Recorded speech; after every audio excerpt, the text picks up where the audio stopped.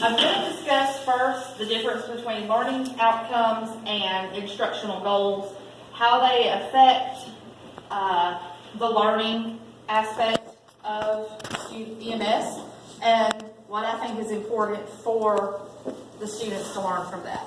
A learning outcome is what we're going to test you on. It's how we do assessments. They're posted in the front of every chapter.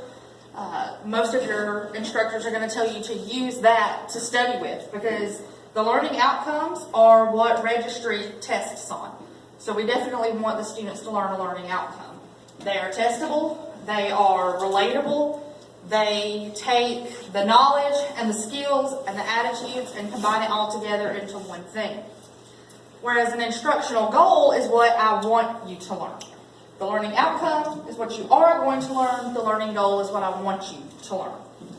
So it says that my goal as an instructor is to teach you how to do a patient assessment.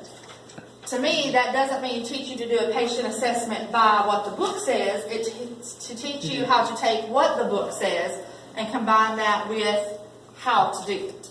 So you can read the book where it says you're going to go see safety, how many patients do I have,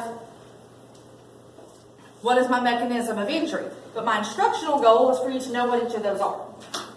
So if you come up on a scene and we're going to say it is a breathing difficulty, yes, you want to see, is the scene safe? But you're not just going to walk up and say, hey, is my scene safe? That's not what an instructional goal is. The instructional goal is to take that outcome of you've learned how to tell the scene is safe, and you're looking for hazards. So you're looking to see, is there any environmental hazards? Is there any people hazards? Then you're going to be able to take it to that next step and go, how many patients do I have? Is there anything that's causing this difficulty breathing that I can see from just walking in the house? So the instructional goal is combining the learning outcomes to be able to use in the field. I think one of the best ways to teach that is once you've learned your learning outcomes, I strongly advise the students to read what the outcomes are at the beginning of each chapter, or if you're given a handout that says this is the goals, this is what we're going to say our outcomes are, to read them and to know what they are.